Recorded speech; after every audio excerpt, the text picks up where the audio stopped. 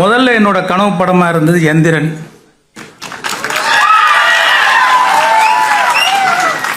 இப்போ என்னுடைய கனவு படம் வேள்பாரி.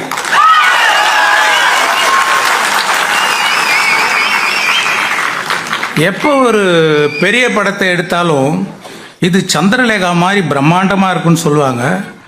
ஆனால் உண்மையிலேயே சந்திரலேகாவோட ஒப்பிடுற மாதிரியும் அதுக்கும் மேலேயும் ஒரு படமாக வேள்பாரி வரும் நம்புகிறேன்.